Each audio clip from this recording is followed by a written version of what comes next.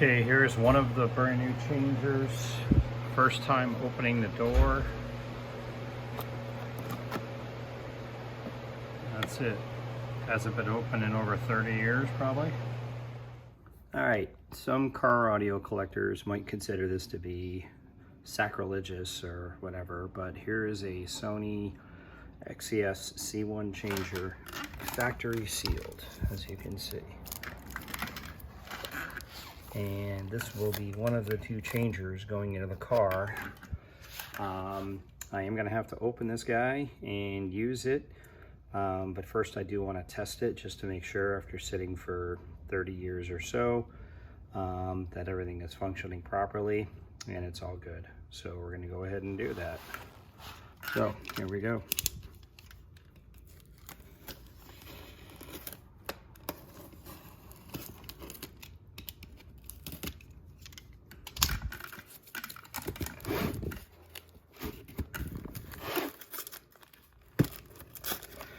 With it sitting so long, it's just like anything else, an old car or whatever. Want to make sure, especially there's oil-filled dampeners. There we go. First time opening. Want to make sure everything is okay. It's got that weird creasing. Oh look, I can get some CDs for free. Cool. Doubt that offer still exists.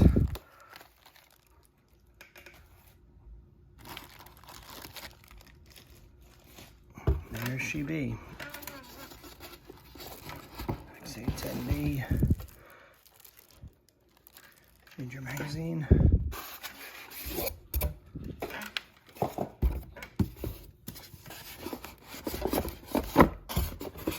Brackets.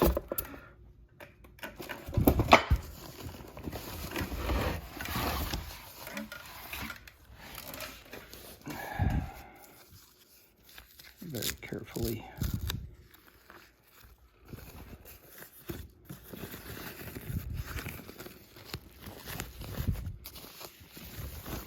Alrighty. 30 years of sitting, first time opening. Can feel it's a little tight. There it is. Alright, let's fire it up. Alright, today is June 26th, 2022. Been a little while since I've created any videos. I had COVID pretty bad for about a week and then recovered, and then we went on a really nice family vacation out to Long Beach, California.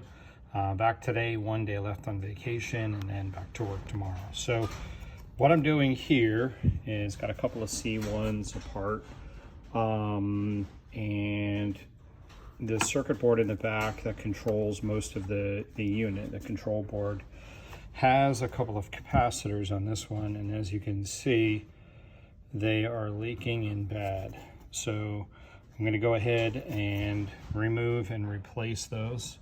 Got some here, 470 microfarad, but I got them from Mouser, and I've never swapped caps before, but I've done some research. I think I know what to do. Observe polarity, discharge, all of that, and be very careful to make sure that I don't end up with continuity where I don't want it. But aside from that, I'm going to go ahead and swap these out and then give it a test. All right, today is Monday, May 23rd, 2002. Just a quick update. I was able to get a bunch of ES components, including this one. Effectively, I have 3 full ES setups. There's a bunch of extra parts and some changers. There's another changer over there. And then I also have a bunch of other parts here that my buddy Doug was nice enough to loan to me. Haven't really done a whole lot with that other than determine I think both his displays are bad. But what I am doing, another buddy of mine, Mitch, was nice enough to basically tell me how to test. Here's a P1 display. And my issue with most of these is that they come on, the display comes on, lights up, but there's no actual, you can't see anything on the display. So this right here is the culprit. It's a DC to DC converter. And effectively what you do here is on the bottom, you can see you've got a ground right here. You get a -8 volt and a +5 volt is what they should read. But when you put a meter on there on this one, I get nothing. So I've went ahead and desoldered everything here, all the pins, as you can see. And now should be able to, I haven't tried this yet, pull this out. I have one. It's not solder, it's just basically a piece of solder on there. So I'll go ahead and get that out and I'll be able to pull that board out. Mitch is sending me a rescue unit and I'll be able to put it into this display and this one will work. Last year we were laughing, we sang in church so beautifully. Okay, as you can see, the extraction was a success. Knock on wood. Got to be really careful with the traces on the board. Everything went well. Been using a combination of a vacuum, but primarily this type of soldering wick. I like this and just a cheapy Weller gun. But everything went well. No issues. So next I'm going to pop in the new board and give it a dry run before I solder it all up. Make sure everything is good. Okay, getting ready. I've got the new converter in now. I am finding out that the display is bad and the one that I swapped the converter in, which is sitting over here. So good converter, bad display. This one is bad converter, good display. So what are we doing? Swapping out the display. So never done this before.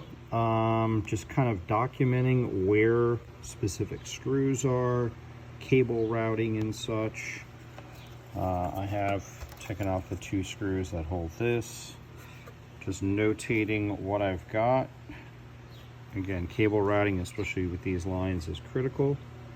Alrighty.